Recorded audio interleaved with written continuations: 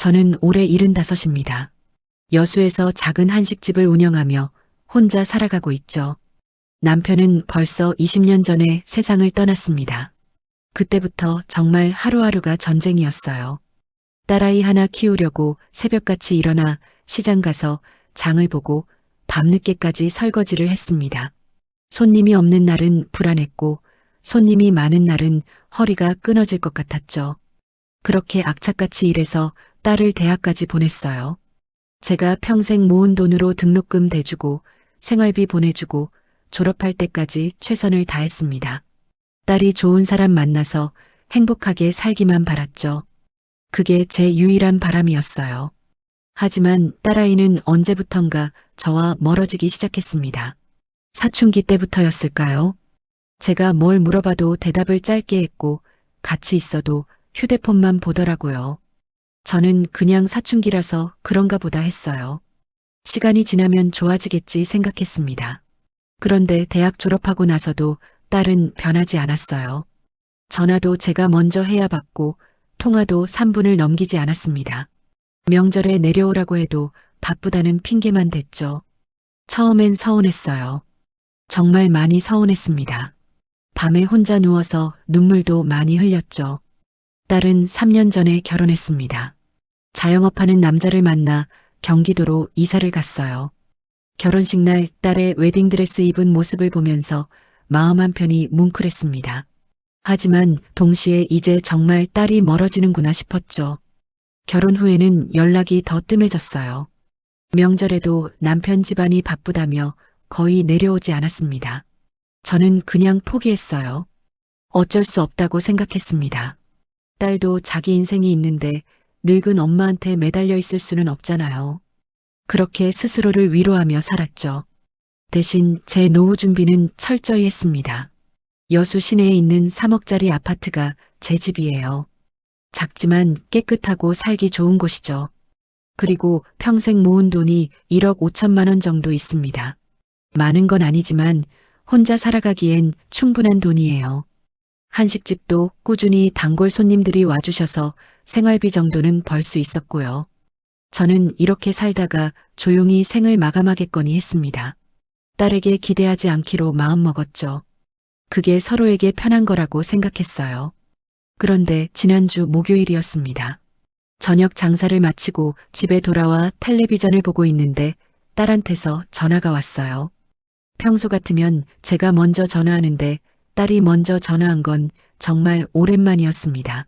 순간 가슴이 철렁 내려앉았죠. 무슨 안 좋은 일이 생긴 건 아닐까 싶었어요. 여보세요, 지혜야. 전화를 받자마자 제 목소리가 떨렸습니다. 엄마, 나 지혜야. 요즘 잘 지내시지? 딸의 목소리는 평소보다 밝았어요. 뭔가 좋은 일이 있는 것처럼 들렸습니다. 응, 엄마는 잘 지내. 너는? 나도 잘 지내. 엄마 있잖아. 제주도 여행 가자. 순간 제 귀를 의심했습니다. 딸이 저한테 여행을 가자고 한 게 얼마 만인지 기억도 안 났어요. 제주도? 응.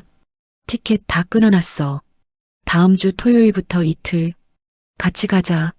딸은 벌써 비행기표까지 예약해놨다고 했습니다. 저는 뭐라고 대답해야 할지 몰랐어요. 너무 갑작스러웠거든요. 그래, 알았어. 엄마가 준비할 건 뭐가 있어? 아무것도 없어. 그냥 오시기만 하면 돼. 숙소도 다 예약했어. 전화를 끊고 나서 한참을 멍하니 앉아 있었습니다. 대체 무슨 일이지? 딸이 왜 갑자기 이러는 걸까? 의문이 들었지만 동시에 가슴 한편이 따뜻해졌어요. 어쩌면 딸이 마음을 바꾼 건 아닐까? 이제라도 엄마가 그리워진 건 아닐까 하는 기대가 생겼습니다. 그날 밤 잠이 잘 오지 않았어요. 누워서 천장만 바라보다가 이불을 덮었다 걷었다 반복했죠. 머릿속으로 딸과 함께 제주도 바다를 걷는 상상을 했습니다. 같이 밥 먹고 같이 카페에서 차 마시고 오랜만에 딸과 진솔한 대화를 나누는 모습을 그렸어요. 다음 날부터 저는 여행 준비를 시작했습니다. 옷장에서 가장 깨끗한 옷들을 꺼내 다렸죠. 신발도 새로 샀어요. 딸 앞에서 초라해 보이고 싶지 않았습니다. 한식집 단골 손님들한테도 다음 주 토요일은 가게를 쉰다고 미리 말씀드렸어요. 아이고, 사장님. 딸이랑 여행 가신다니 좋으시겠어요. 단골 할머니 한 분이 웃으며 말씀하셨습니다. 네, 정말 오랜만이에요. 기분이 좋네요. 저는 진심으로 기뻤습니다. 20년 넘게 혼자 살면서 이렇게 설레는 기분을 느껴본 적이 없었어요. 혹시 딸이 마음을 열고 저한테 다가오는 건 아닐까? 이제라도 엄마와 딸 사이로 돌아갈 수 있는 건 아닐까? 그런 희망이 생겼습니다. 토요일 아침이 밝았어요. 저는 새벽부터 일어나 짐을 챙겼습니다. 작은 캐리어 하나에 옷가지와 세면도구를 넣었죠. 딸이 공항에서 만나자고 해서 택시를 타고 여수공항으로 향했어요. 차 안에서도 계속 가슴이 두근거렸습니다. 공항에 도착하니 딸과 사위가 먼저 와 있었어요. 딸은 저를 보자 손을 흔들었습니다. 예전보다 살이 좀 빠진 것 같았어요. 사위는 무표정한 얼굴로 서 있었죠. 엄마 오셨어요? 응, 지혜야. 오래 기다렸어? 아니에요. 우리도 방금 왔어요. 딸의 목소리는 밝았지만 뭔가 어색했습니다. 억지로 밝게 구는 것처럼 느껴졌어요. 하지만 저는 그냥 제 착각이라고 생각했죠. 너무 오랜만에 만나서 그런 거라고 스스로를 다독였습니다. 탑승 수속을 마치고 게이트로 향했어요. 비행기에 오르는 순간 가슴이 벅차올랐습니다. 이제 딸과 단둘이, 아니 사위까지 셋이서 제주도에서 이틀을 보내는 거예요. 얼마나 오랜만인지 몰라요. 정말 기대됐습니다. 비행기 좌석은 창가, 중간, 복도 이렇게 세 자리였어요. 저는 창가에 앉았고 딸이 중간, 사위가 복도 쪽에 앉았습니다. 안전벨트를 매고 이륙을 기다리는데 정말 오랜만에 느껴보는 설렘이었어요. 비행기가 천천히 활주로를 달리기 시작했습니다. 점점 속도가 빨라지더니 하늘로 떠올랐죠. 창밖으로 여수 바다가 점점 작아지는 게 보였어요. 저 바다를 보며 20년을 살았구나 싶었습니다. 이제 딸과 함께 새로운 추억을 만들 수 있겠다는 생각에 입가에 미소가 번졌어요.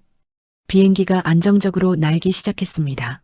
저는 창밖 구름을 보며 제주도에서 딸과 무슨 이야기를 나눌까 상상했어요. 밥 먹으면서 요즘 어떻게 사는지 물어보고 사위는 가게 일이 어떤지 들어보고 손주 계획은 있는지도 슬쩍 물어볼 생각이었습니다. 그때 옆에 앉은 딸이 제 팔을 살짝 건드렸어요. 엄마. 딸의 목소리가 조금 떨리는 것 같았습니다. 저는 딸을 돌아봤죠. 왜 그래, 지혜야? 엄마, 사실 할 얘기가 있어서. 순간 딸의 표정이 심각하게 굳어져 있는 게 보였어요. 아까 공항에서 봤던 밝은 얼굴이 아니었습니다. 뭔가 무거운 짐을 지고 있는 것 같은 표정이었죠. 제 가슴이 철렁 내려앉았어요. 무슨 얘기인데? 저는 최대한 침착하게 물었습니다. 요즘 경기가 너무 안 좋아. 우리 가게 운영이 정말 힘들어. 딸은 말을 잇지 못하고 잠시 멈췄어요. 사위 쪽을 힐끗 쳐다보더니 다시 저를 봤습니다. 빚이 좀 생겼어. 생각보다 많이. 제 손이 차갑게 식는 게 느껴졌어요. 빚이라는 단어가 귓가에 맴돌았습니다. 얼마나 생겼는데? 2억 정도. 아니, 정확히는 2억 2천만 원 정도인데. 딸의 목소리가 점점 작아졌습니다. 저는 숨이 막히는 것 같았어요. 2억이라니. 그게 대체 어떻게 생긴 빚인지 상상도 안 됐습니다. 엄마, 2억 정도만 빌려줄 수 있어? 우리 빠르게 회복해서 꼭 갚을게. 진짜 꼭. 딸의 눈이 간절했어요. 하지만 저는 말문이 막혔습니다. 제가 가진 전 재산이 4억 5천만 원인데 2억은 거의 절반에 가까운 돈이었어요. 아니, 현금으로 가진 건 1억 5천만 원밖에 없었죠. 집을 팔아야 2억을 만들 수 있었습니다. 머릿속이 하얘졌어요. 눈앞이 캄캄했습니다. 지금 이 상황이 현실인지 꿈인지 구분이 안 갔죠. 아까까지만 해도 설레던 마음은 온데간데 없고 가슴이 답답하기만 했어요. 지혜야, 그게... 저는 말을 잇지 못했습니다. 뭐라고 대답해야 할지 몰랐어요. 엄마 집도 있잖아. 그리고 모아둔 돈도 있잖아. 우리 진짜 급해. 사위가 옆에서 끼어들었습니다. 처음으로 사위가 제대로 말을 건 거였어요. 목소리는 낮았지만 뭔가 압박하는 느낌이 있었습니다. 저는 손을 꽉 쥐었어요. 손바닥에 땀이 났습니다. 나중에 집에 가서 천천히 얘기하자. 지금은 좀. 제 목소리가 떨렸어요. 당황스러움을 숨길 수가 없었습니다. 엄마, 우리 정말 급하단 말이야. 이번 달 안에 갚아야 해. 딸의 목소리가 조금 높아졌어요. 주변 승객들이 쳐다볼까봐 저는 더 작게 말했습니다. 지혜야, 엄마도 갑작스러워서 당황스럽다. 2억이라는 돈이 작은 돈이 아니잖아. 나도 알아. 근데 엄마밖에 없어. 친정 엄마밖에. 딸의 눈에 눈물이 맺혔어요. 하지만 저는 뭐라고 대답할 수가 없었습니다. 2억을 빌려주면 제 노후는 어떻게 되는 건지, 집까지 팔아야 하는데 저는 어디서 살아야 하는지, 그런 생각들이 머릿속을 가득 채웠죠. 천천히 얘기하자. 제주도 갔다 와서 저는 겨우 그 말만 했습니다. 더 이상 말을 이어갈 수가 없었어요.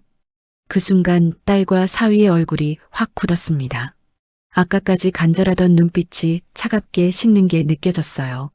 사위는 고개를 돌려 복도 쪽을 바라봤고 딸은 팔짱을 끼고 앞만 쳐다봤습니다.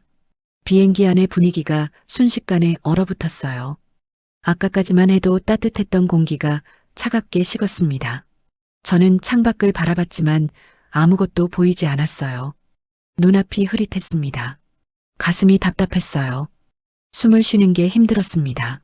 이게 대체 무슨 상황인지, 딸이 저를 여행에 초대한 이유가 돈을 빌리기 위해서였다는 생각이 들었어요. 그 생각이 들자 가슴이 찢어지는 것 같았습니다. 옆에서 딸이 한숨을 쉬는 소리가 들렸어요. 크게 내쉬는 한숨이었습니다. 저를 원망하는 한숨처럼 들렸죠. 사위는 계속 휴대폰만 보고 있었어요. 화면을 빤히 쳐다보는 모습이 뭔가 불편해 보였습니다. 저는 손을 무릎 위에 가지런히 올려놓았어요. 떨리는 손을 감추려고 꽉 쥐었습니다. 20년 동안 악착같이 모은 돈이었어요. 새벽부터 밤까지 일하며 한 푼, 두 푼 모은 피땀 어린 돈이었습니다. 그 돈을 그냥 내줄 수는 없었어요. 아니, 내주고 싶어도 내줄 수 있는 상황이 아니었습니다. 창밖으로 구름이 흘러가고 있었어요. 하얀 구름들이 천천히 움직이는 게 보였습니다. 하지만 제 마음은 구름처럼 가볍지 않았어요. 무거운 돌덩이가 가슴에 얹혀진 것 같았습니다. 비행기가 제주도에 가까워지고 있다는 안내방송이 나왔어요. 승무원이 안전벨트를 확인하라고 했습니다. 저는 이미 벨트를 매고 있었지만 한 번 더 당겨서 조였어요. 딸과 사위는 여전히 말이 없었습니다. 저도 말을 걸 수가 없었어요. 뭐라고 말해야 할지 몰랐습니다. 미안하다고 해야 할까요? 아니면 이해해달라고 해야 할까요? 어떤 말도 입 밖으로 나오지 않았어요. 비행기가 천천히 고도를 낮추기 시작했습니다. 귀가 먹먹해졌어요. 저는 침을 삼키며 귀의 압력을 조절했습니다. 하지만 가슴의 답답함은 사라지지 않았죠. 제주도 땅이 보이기 시작했어요. 푸른 바다와 검은 현무암이 눈에 들어왔습니다. 예전 같았으면 아름답다고 감탄했을 풍경이었어요. 하지만 지금은 아무 감흥도 느껴지지 않았습니다. 비행기가 착륙했어요. 바퀴가 활주로에 닿는 순간 덜컥거리는 소리가 났습니다. 저는 그 소리에 움찔했어요.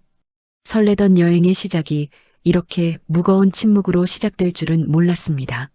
사람들이 일어나서 짐을 찾기 시작했어요.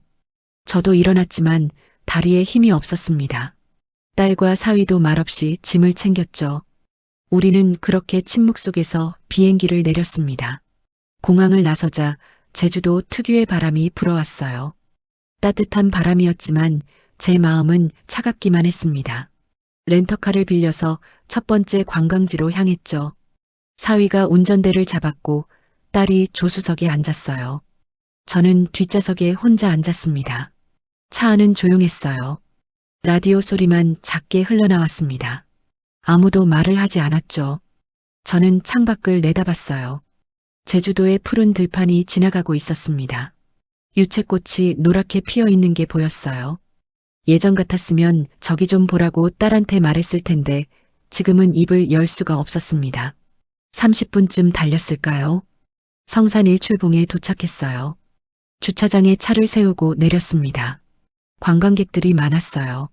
사람들은 웃으면서 사진을 찍고 있었죠. 행복해 보이는 가족들이었습니다. 우리도 입구 쪽으로 걸어갔어요. 딸과 사위는 앞서 걸었고 저는 뒤에서 따라갔습니다. 마치 남처럼 느껴졌어요. 가족여행이 아니라 그냥 모르는 사람끼리 같은 길을 걷는 것 같았습니다. 성산 1출봉이 눈앞에 우뚝 솟아 있었어요. 정상까지 올라가는 계단이 보였습니다. 사람들이 천천히 올라가고 있었죠. 여기 경치 정말 좋다. 저는 어색한 침묵을 깨보려고 말을 꺼냈어요. 하지만 딸은 고개도 돌리지 않고 짧게 대답했습니다. 네. 그게 전부였어요. 더 이상 아무 말도 하지 않았습니다. 사위는 휴대폰을 꺼내서 뭔가를 확인하고 있었어요. 저는 그냥 혼자 주변을 둘러봤습니다. 계단을 오르기 시작했어요. 저는 나이가 있다 보니 숨이 차올랐습니다. 천천히 한 발 한 발 올라갔죠. 딸과 사위는 훨씬 앞서 올라가고 있었어요. 저를 기다려주지 않았습니다.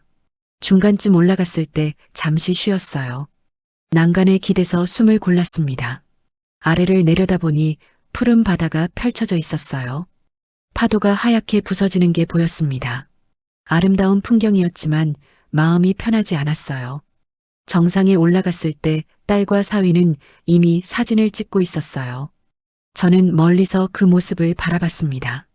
둘이 어깨를 나란히 하고 웃으며 사진을 찍는 모습이 낯설었어요. 저한테는 웃지도 않으면서 둘이서만 웃고 있었습니다. 저는 다가가지 않았어요. 그냥 혼자 다른 쪽으로 가서 바다를 바라봤습니다. 바람이 세게 불었어요. 머리카락이 흩날렸지만 신경 쓰지 않았습니다. 1시간쯤 있다가 다시 내려왔어요. 점심시간이 되어서 근처 식당으로 갔습니다. 해산물 전문점이었어요. 테이블에 앉아서 메뉴판을 봤죠. 뭐 드실래요? 딸이 저한테 물었어요. 무덤덤한 목소리였습니다. 엄마는 아무거나 괜찮아. 너희가 먹고 싶은 거 시켜. 그럼 전복죽이랑 갈치조림 시킬게요. 딸이 주문했어요. 음식이 나올 때까지 우리는 또 침묵했습니다. 테이블 위에 놓인 물컵만 바라봤어요. 옆 테이블에서는 가족들이 즐겁게 대화하는 소리가 들렸습니다. 우리와는 너무 대조적이었죠. 음식이 나왔어요. 전복죽은 고소한 냄새가 났고 갈치조림도 맛있어 보였습니다. 하지만 입맛이 없었어요. 그냥 숟가락으로 죽을 떠서 입에 넣었지만 넘어가지 않았습니다. 맛있어요? 딸이 물었어요. 형식적인 질문이었습니다. 응, 맛있다.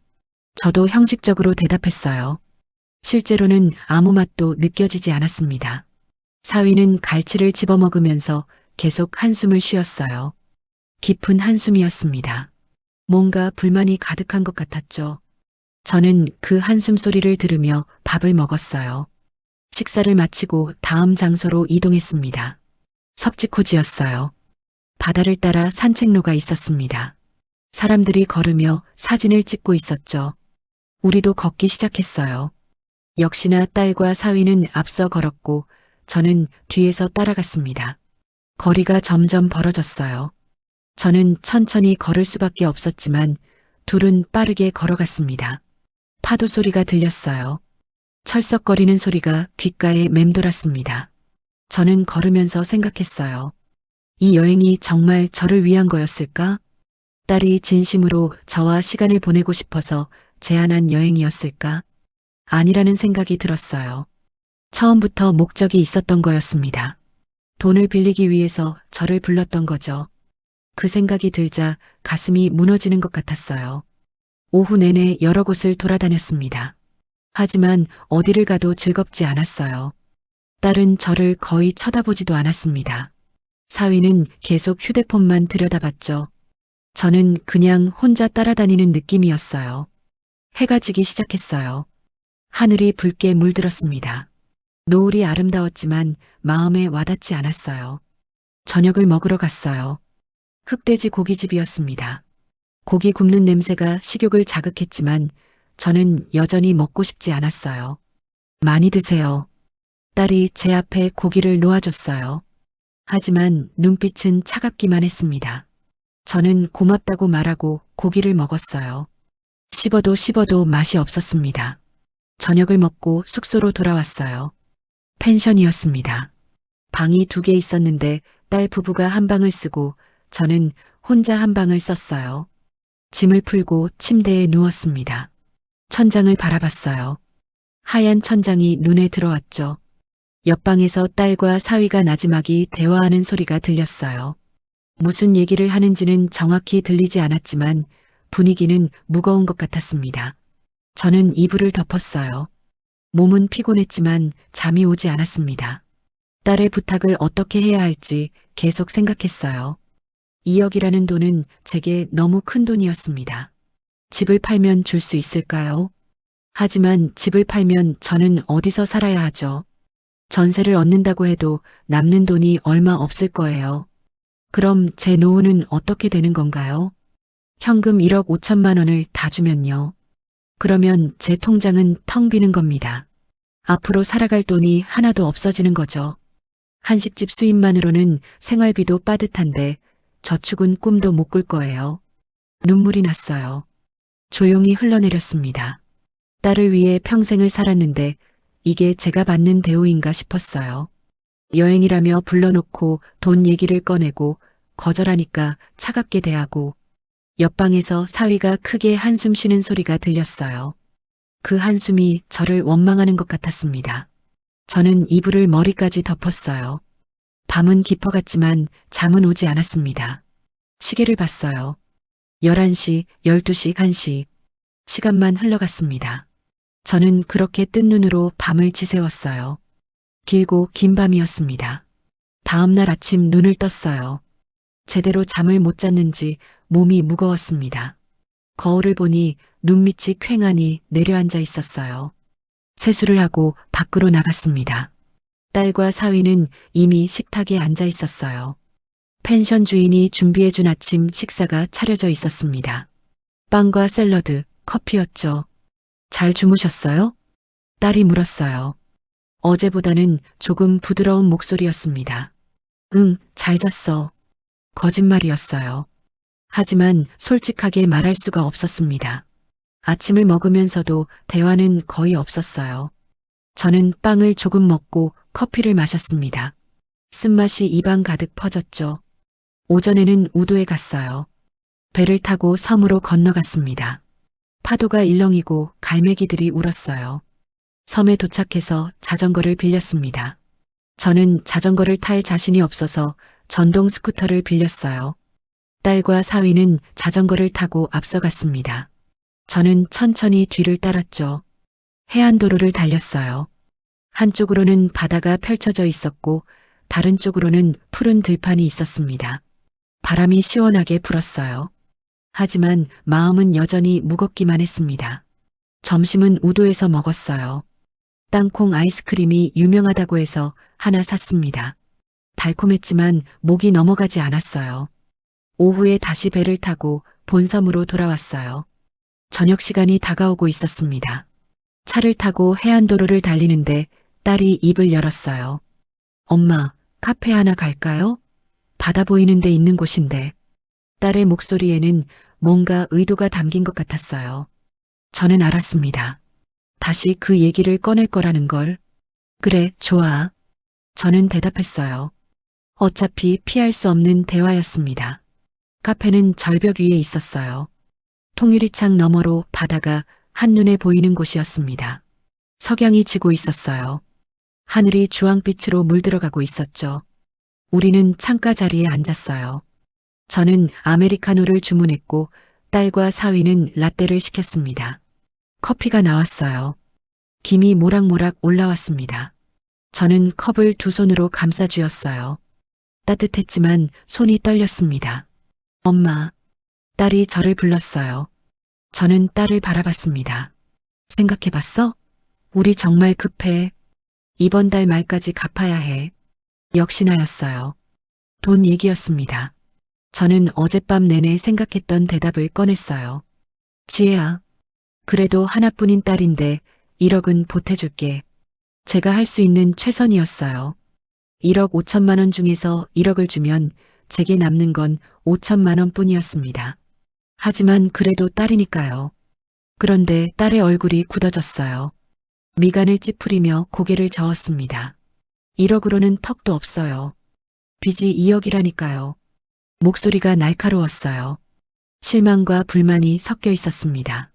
옆에 앉아있던 사위가 끼어들었어요. 어머님, 집이 있잖아요.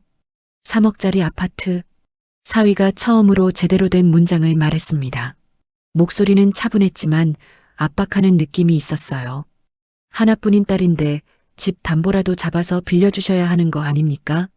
저는 가슴이 철렁 내려앉았어요. 집까지 담보로 잡으라는 말이었습니다. 집은 안 돼. 저는 단호하게 말했어요. 이건 양보할 수 없었습니다. 왜요? 집 있으면서 딸인데 왜 안 도와줘요? 딸의 목소리가 높아졌어요. 주변 사람들이 쳐다볼 정도였습니다. 지혜야, 목소리 낮춰. 제가 말했지만 딸은 신경 쓰지 않았어요. 엄마, 나 진짜 급하단 말이야. 안 갚으면 우리 가게 다 날아가. 그래도 집은 내 마지막 보루야. 저는 떨리는 목소리로 말했어요. 이것까지 주면 난 아무것도 없어. 1억이 최선이야. 딸이 비웃듯이 웃었어요. 그 웃음이 제 가슴을 찔렀습니다. 엄마는 나보다 돈이 더 중요해? 딸의 질문이었어요. 저는 숨이 막혔습니다. 어떻게 그런 말을 할 수 있죠? 지혜야, 이건 돈 문제가 아니야. 제 목소리도 떨렸어요. 이건 내 생존 문제야. 집까지 넘기면 엄마는 어디서 살아? 5천만 원으로 어떻게 노후를 준비해? 저는 눈물이 날 것 같았지만 참았어요. 울면 안 될 것 같았습니다. 전세라도 얻으면 되잖아요. 3억짜리 집이면 2억에 전세 얻을 수 있어요. 사위가 또 끼어들었어요. 마치 다 계산을 해놓은 것 같았습니다. 그럼 1억밖에 안 남잖아. 그걸로 어떻게 살라고. 제가 반박했어요. 어머님도 한식집 하시잖아요. 거기서 나오는 수입 있잖아요. 사위의 말이었어요. 하지만 그건 한식집 수입이 얼마나 되는지 모르고 하는 소리였습니다. 한 달에 100만 원 정도밖에 안 남았어요. 지혜야, 엄마가 평생 모은 돈이야. 1억도 큰 돈이야. 저는 다시 한번 말했어요. 큰 돈이긴요. 엄마한테는 큰 돈이지만 우리한테는 생존이 걸린 돈이에요. 딸이 차갑게 말했어요. 우리가 망하면 엄마도 좋을 게 없어요. 나중에 엄마 모실 사람이 없어진다고요. 그 말이 제일 아팠어요. 모실 사람. 저를 짐처럼 여기는 말투였습니다. 엄마는 엄마 스스로 책임질 거야. 너한테 짐 안 될 거야. 제가 말했어요. 목소리가 떨렸지만 단호했습니다. 그럼 1억만 주시겠다는 거예요? 딸이 물었어요. 차갑게 식은 눈빛이었습니다. 그래. 1억이 최선이야. 저는 고개를 끄덕였어요. 순간 딸이 컵을 탁 내려놨어요. 커피가 조금 튀었습니다. 알겠어요. 그럼 됐어요. 딸이 일어섰어요. 사위도 따라 일어났습니다. 지혜야. 제가 불렀지만 딸은 돌아보지도 않았어요. 그냥 카페 밖으로 나가버렸습니다. 저는 자리에 앉아서 창밖을 바라봤어요. 석양이 완전히 지고 있었습니다. 하늘이 어두워지고 있었죠. 가슴이 미어지는 것 같았어요. 평생 키운 딸이 저한테 이렇게 대하다니, 돈 때문에 이렇게 차갑게 변하다니. 저는 커피를 한 모금 마셔봤어요. 차갑게 식어 있었습니다. 쓰고 떫은 맛만 남았죠. 밖으로 나갔어요. 딸과 사위는 주차장에서 담배를 피우고 있었습니다. 저를 보고도 눈길조차 주지 않았어요. 차에 탔어요. 역시나 아무도 말이 없었습니다. 사위가 시동을 걸었어요. 차는 숙소로 향했습니다. 창밖으로 어두워진 제주도 밤거리가 지나갔어요. 가로등 불빛만 깜빡이고 있었습니다. 숙소에 도착했어요. 딸과 사위는 인사도 없이 자기들 방으로 들어갔습니다. 문 닫히는 소리가 크게 들렸어요. 저는 제 방으로 들어갔어요. 침대에 앉았습니다. 온몸에 힘이 빠졌어요. 이게 가족인가 싶었습니다. 딸과 사위의 차갑게 변한 얼굴이 눈앞에 아른거렸어요. 저는 고개를 떨구고 한참을 그렇게 앉아 있었습니다. 다음 날 아침 일찍 일어났어요. 귀국하는 날이었습니다. 짐을 챙기면서도 가슴이 답답했어요. 이틀간의 여행이 악몽 같았습니다. 딸과 사위는 여전히 저를 차갑게 대했어요. 아침 인사도 제대로 하지 않았습니다. 그냥 짐만 챙겨서 차에 실었죠. 공항으로 가는 길도 조용했어요. 라디오 소리만 흘러나왔습니다. 저는 창밖만 바라봤어요. 제주도와 작별하는 마음이었습니다. 다시는 오고 싶지 않은 곳이 되어버렸어요. 제주공항에 도착했어요. 오전 10시쯤이었습니다. 일요일이라 그런지 사람들로 가득했어요. 가족 단위 여행객들이 많았습니다. 아이들이 뛰어다니고 부모들은 웃으며 사진을 찍고 있었죠. 렌터카를 반납하고 공항 안으로 들어갔어요. 체크인 카운터 앞에 긴 줄이 서 있었습니다. 우리도 줄을 섰어요. 순서가 되어서 탑승권을 받았어요. 좌석은 제가 혼자 앉고 딸과 사위는 따로 앉게 되어 있었습니다. 저는 상관없었어요. 오히려 편했습니다. 보안 검색대를 통과했어요. 가방을 엑스레이에 통과시키고 금속 탐지기를 지났습니다. 문제없이 통과했죠. 게이트 쪽으로 걸어갔어요. 우리 비행기는 2시간 후 출발이었습니다. 아직 시간이 많이 남아 있었어요. 대기구역에 앉았어요. 플라스틱 의자가 딱딱했습니다. 딸과 사위는 제 옆에 앉았어요. 사위는 또 휴대폰만 보고 있었고 딸은 팔짱을 끼고 앞만 바라보고 있었습니다. 30분쯤 지났을까요? 딸이 갑자기 일어났어요. 엄마, 우리 화장실 좀 다녀올게요. 딸이 말했어요. 사위도 함께 일어났습니다. 그래, 다녀와. 저는 고개를 끄덕였어요. 짐은 제 옆에 그대로 두고 둘이서 걸어갔습니다. 저는 그냥 앉아서 주변을 둘러봤어요. 사람들이 분주하게 오가고 있었습니다. 커피숍에서 커피를 사는 사람들, 면세점에 들어가는 사람들, 책을 읽는 사람들, 모두 각자의 일상이었어요. 10분쯤 지났어요. 아직 딸과 사위가 돌아오지 않았습니다. 화장실이 좀 멀었나 싶었어요. 20분이 지났어요. 조금 이상했습니다. 화장실 다녀오는데 20분이나 걸릴까요? 30분이 지났어요. 저는 불안해지기 시작했어요. 혹시 무슨 일이 생긴 건 아닐까? 가방을 보며 앉아 있었지만 마음이 편치 않았습니다. 40분이 지났어요. 이제는 확실히 이상했어요. 저는 휴대폰을 꺼내서 딸에게 전화를 걸었습니다. 신호음이 울렸어요. 1번, 2번, 3번. 하지만 받지 않았습니다. 음성사서함으로 넘어갔어요. 다시 전화를 걸었어요. 역시나 받지 않았습니다. 가슴이 두근거리기 시작했어요. 1시간이 지났어요. 저는 주변을 둘러봤습니다. 화장실 쪽을 계속 쳐다봤지만 딸과 사위는 보이지 않았어요. 사위한테도 전화를 걸어봤어요. 역시 받지 않았습니다. 이제는 확신이 들었어요. 뭔가 잘못됐다는 확신. 1시간 30분이 지났어요. 탑승 시간까지 30분밖에 남지 않았습니다. 저는 자리에서 일어났어요.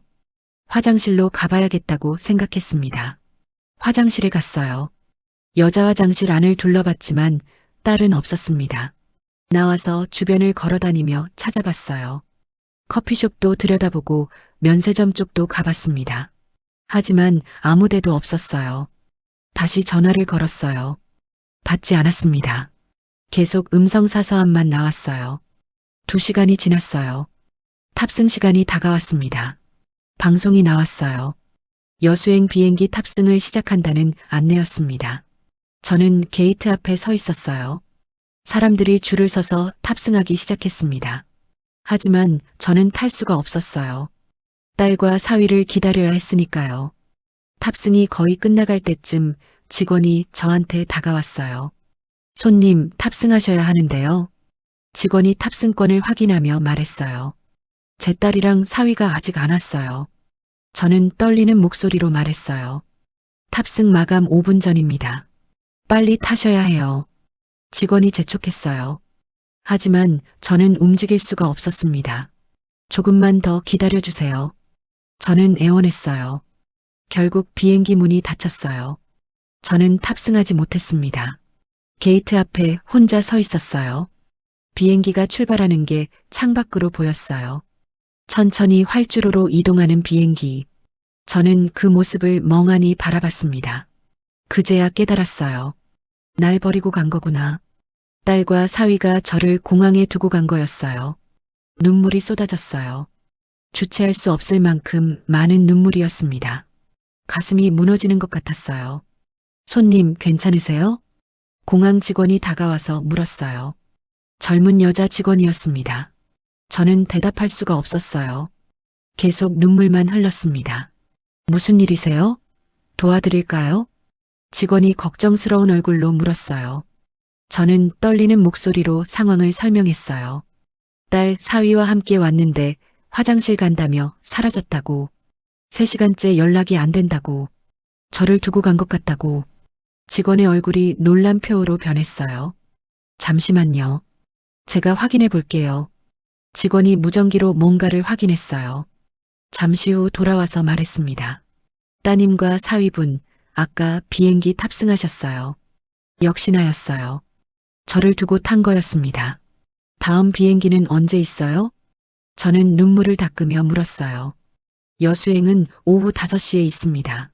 직원이 대답했어요. 지금은 오후 1시였습니다. 4시간을 더 기다려야 했어요. 그걸로 예약해 주세요. 저는 말했어요. 직원이 친절하게 도와줬어요. 추가 비용을 내고 5시 비행기를 예약했습니다. 이쪽에 앉아서 기다리세요. 힘드시죠? 직원이 제 어깨를 토닥였어요. 그 따뜻한 손길에 또 눈물이 났습니다. 저는 의자에 앉아서 4시간을 기다렸어요. 그 시간이 얼마나 길게 느껴졌는지 몰라요. 계속 눈물만 흘렀습니다. 5시가 되어서 비행기에 탔어요. 창가 자리에 앉았습니다. 비행기가 이륙했어요. 창밖으로 제주도가 멀어져 갔어요.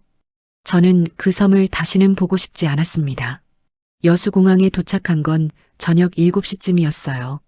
어두워진 하늘 아래 공항 불빛이 보였습니다. 택시를 탔어요. 기사님이 집 주소를 물었고 저는 대답했습니다. 차가 달리는 동안 계속 눈물이 났어요. 참으려고 해도 멈출 수가 없었습니다. 손님, 괜찮으세요? 기사님이 백미러로 저를 보며 물었어요. 네, 괜찮아요. 저는 거짓말을 했어요. 전혀 괜찮지 않았지만요. 집에 도착했어요. 현관문을 열고 들어갔습니다. 텅 빈 집이 저를 맞이했어요. 차갑고 어두웠습니다. 불을 켰어요. 가방을 내려놓고 소파에 주저앉았습니다. 온몸에 힘이 하나도 없었어요. 그렇게 한참을 앉아 있었습니다. 소파에 앉아 한참을 그렇게 있었어요. 시계를 보니 밤 9시가 넘어가고 있었습니다. 저는 휴대폰을 꺼냈어요. 딸한테서 온 연락이 있나 확인했습니다. 아무것도 없었어요. 문자도 없고 부재중 전화도 없었습니다. 저를 공항에 버려놓고도 연락 한 통 없었어요. 분노가 치밀어 올랐어요. 슬픔보다 분노가 먼저였습니다. 손이 떨렸어요. 전화기를 쥔 손에 힘이 들어갔습니다. 저는 딸에게 전화를 걸었어요. 더 이상 참을 수 없었습니다. 신호음이 울렸어요. 1번, 2번, 3번. 이번엔 받았어요. 딸이 전화를 받았습니다. 여보세요. 딸의 목소리였어요. 조심스러운 목소리였습니다. 저는 떨리는 목소리로 물었어요.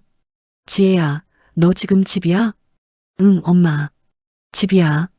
딸이 대답했어요. 작은 목소리였습니다. 집에 잘 도착했구나. 나는 3시간 동안 공항에서 너희를 기다렸어. 제 목소리가 떨렸어요. 감정을 억누르려고 했지만 쉽지 않았습니다. 엄마, 미안해. 딸이 말했어요. 미안하다고? 저는 되물었어요. 순간적으로 너무 화가 나서 그랬어. 정말 미안해. 딸의 목소리에 눈물이 섞여 있었어요. 하지만 저는 그게 진심인지 의심스러웠습니다. 화가 나서 엄마를 공항에 버려? 제가 물었어요.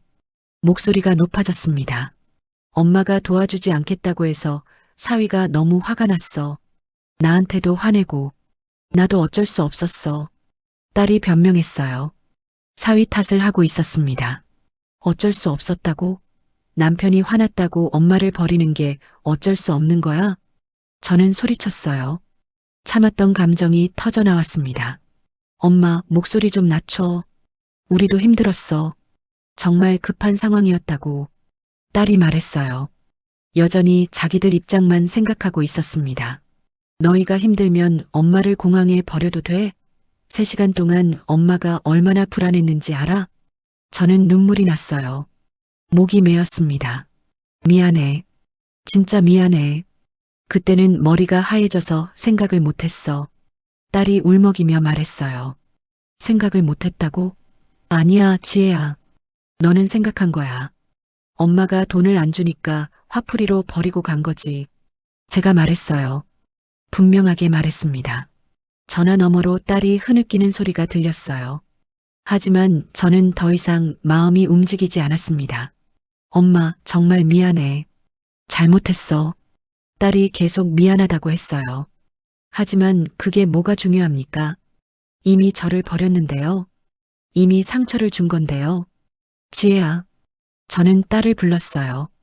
단호한 목소리로요. 넌 이제 내 딸이 아니야. 엄마, 그런 말 하지 마. 딸이 울면서 말했어요. 가족을 공항에 버리는 딸이 어디 있니? 이게 내가 평생 키운 딸이야? 저는 가슴을 쥐어뜯는 심정으로 물었어요. 엄마, 미안하다니까. 정말 잘못했어. 딸이 반복해서 사과했어요. 하지만 제 마음은 이미 돌아섰습니다. 너 어릴 때부터 지금까지 엄마가 얼마나 너한테 쏟았는지 알아? 아빠 없이 키우느라 얼마나 힘들었는지 알아? 저는 억눌렀던 말들을 쏟아냈어요. 새벽같이 일어나서 시장 가고 밤늦게까지 설거지하고 손님 없으면 불안해서 잠도 못 자고 그렇게 번 돈으로 너 대학 보냈어. 제 목소리가 점점 커졌어요. 등록금, 생활비, 결혼 자금까지 다 대줬어. 그런데 넌 엄마한테 뭐 해준 게 있어? 딸은 아무 대답도 하지 못했어요. 전화도 제대로 안 하고 명절에도 안 내려오고 그러다 갑자기 여행 가자더니 돈 달라는 소리나 하고 저는 한숨을 크게 쉬었어요. 1억도 큰 돈이야. 엄마가 평생 모은 돈이라고. 그걸 주겠다는데도 부족하다고 집까지 담보 잡으라고 했지. 엄마, 우리 정말 급했어. 가게가 망하면. 딸이 말을 이었지만 저는 끊었어요. 망하든 말든 그게 엄마랑 무슨 상관이야. 너희 사업이잖아. 너희가 책임져야지. 제 말이었어요. 엄마가 하나뿐인 딸인데. 딸이 또 그 말을 꺼냈어요. 하나뿐인 딸이 엄마를 공항에 버렸잖아. 그런 딸 필요 없어. 저는 단호하게 말했어요. 엄마, 딸이 소리쳤어요. 1억은 고사하고 앞으로 한 푼도 안 줄 거야. 저는 선언했어요. 엄마, 그러지 마. 제발. 딸이 애원했어요. 너희 얼굴도 보기 싫어. 다시는 연락하지 마. 제가 말했어요. 엄마, 정말 미안해. 진짜 잘못했어. 다시 한 번만 기회를 줘. 딸이 울부짖었어요. 하지만 저는 더 이상 들어줄 마음이 없었습니다. 기회는 이미 다 줬어. 넌 평생 엄마 기회만 받고 살았어. 이제 그만. 저는 전화를 끊으려고 했어요. 엄마, 끊지 마. 제발. 딸이 소리쳤지만 저는 전화를 끊었어요. 손가락이 떨렸지만 끊기 버튼을 눌렀습니다. 전화가 끊겼어요. 고요했습니다. 저는 휴대폰을 내려다봤어요. 곧바로 딸한테서 전화가 다시 걸려왔어요. 저는 받지 않았습니다. 계속 울리는 전화를 그냥 바라봤어요. 전화가 끊겼어요. 다시 걸려왔습니다. 또 받지 않았어요. 문자가 왔어요. 딸이 보낸 문자였습니다. 엄마 미안해요. 정말 잘못했어요. 다시 한 번만 기회를 주세요. 저는 문자를 읽었지만 답장하지 않았어요. 또 전화가 왔어요. 이번엔 사위였습니다. 저는 받지 않았어요. 사위한테서도 문자가 왔어요. 어머님, 제가 잘못했습니다. 죄송합니다. 이제 와서 사과해봤자 소용없었어요. 이미 저를 버렸는데요. 저는 설정으로 들어갔어요. 딸의 번호를 찾았습니다. 그리고 차단 버튼을 눌렀어요. 손이 떨렸어요. 하지만 확인 버튼을 눌렀습니다. 딸의 번호가 차단되었어요. 사위의 번호도 차단했어요. 더 이상 연락받고 싶지 않았습니다. 휴대폰을 소파 옆에 내려놨어요. 저는 두 손으로 얼굴을 감췄습니다. 눈물이 주르륵 흘러내렸어요. 평생 키운 딸과 이렇게 끝나는구나. 이게 제 인생이구나. 그런 생각이 들었어요. 가슴이 찢어지는 것 같았어요. 아팠습니다. 너무 아팠어요. 하지만 동시에 홀가분한 느낌도 들었습니다. 이제 더 이상 기대하지 않아도 되니까요. 저는 소파에 누웠어요. 천장을 바라봤습니다. 눈물이 계속 흘렀지만 닦지 않았어요. 그냥 흐르는 대로 두었습니다. 밤은 깊어갔어요. 창밖으로 여수 밤바다 소리가 들렸습니다. 파도가 철썩이는 소리였어요. 저는 눈을 감았어요. 내일부터 새로운 삶을 살아야겠다고 생각했습니다. 딸 없이 혼자서 제 힘으로요. 그렇게 결심하며 저는 잠들었어요. 길고 긴 하루가 끝나가고 있었습니다. 다음 날 아침 일찍 일어났어요. 잠을 설쳤지만 정신은 또렷했습니다. 거울을 보니 눈이 퉁퉁 부어 있었어요. 어젯밤 많이 운 흔적이었죠. 세수를 하고 커피를 한 잔 내렸어요. 창밖을 보니 여수 바다가 보였습니다. 30년 넘게 매일 아침 보던 풍경이었어요. 커피를 마시면서 생각했어요. 이제 어떻게 살아야 하나? 딸은 제 번호를 차단당한 걸 알면 찾아올 거예요. 돈을 받으려고라도 올 겁니다. 그 생각을 하니 두려웠어요. 딸과 사위가 집 앞에 나타나는 모습이 상상됐습니다. 문을 두드리고 소리치고 이웃들한테 민폐를 끼치는 모습. 저는 결심했어요. 여기서 떠나야겠다고. 딸이 절대 찾을 수 없는 곳으로 가야겠다고 생각했습니다. 순천이 떠올랐어요. 여수에서 가깝지만 딸은 제가 거기 간다고는 생각하지 못할 거였습니다. 저는 순천에 아는 사람도 없고 간 적도 별로 없었으니까요. 당장 부동산 앱을 열었어요. 순천 원룸을 검색했습니다. 보증금 500만 원에 월세 40만 원짜리가 눈에 들어왔어요. 작지만 깨끗해 보였습니다. 전화를 걸었어요. 부동산 중개사가 받았습니다. 이 매물 아직 있나요? 네, 있습니다. 언제 보러 오실 수 있으세요? 오늘 당장 갈 수 있어요. 저는 급하게 말했어요. 그럼 오후 2시에 현장에서 뵙겠습니다. 중개사가 약속을 잡았어요. 저는 서둘러 옷을 갈아입었어요. 순천으로 가야 했습니다. 차를 몰고 출발했어요.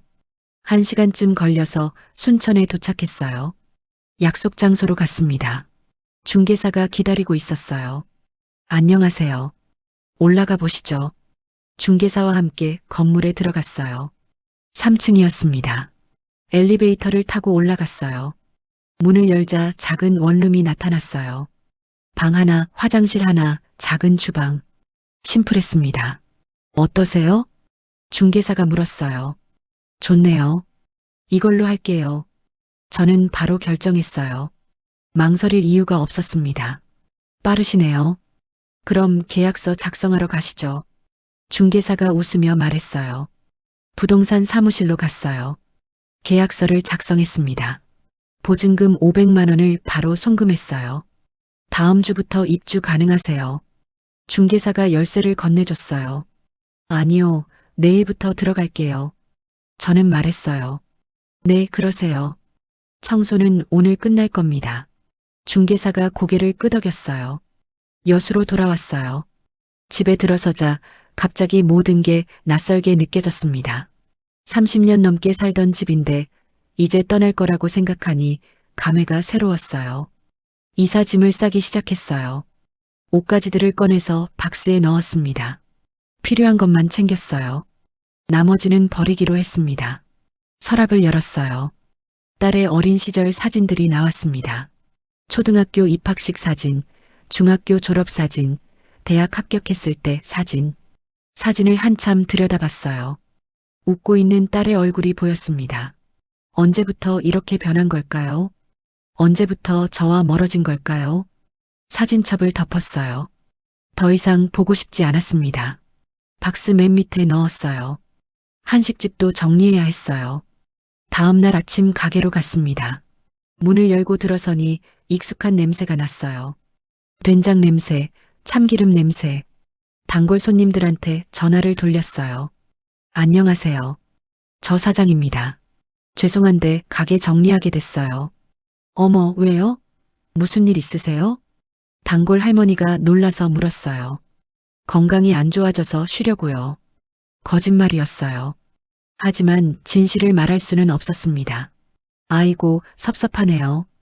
그동안 고마웠어요. 할머니가 말했어요. 전화를 끊고 가게를 둘러봤어요.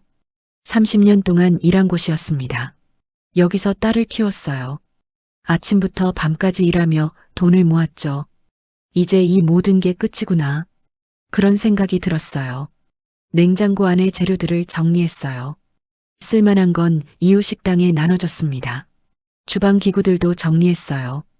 일주일 동안 계속 집을 정리했어요. 부동산에 아파트 매물을 내놓았습니다. 3억에 내놨어요. 요즘 시세가 좀 떨어져서 2억 8천 정도 될 것 같아요. 부동산 중개사가 말했어요.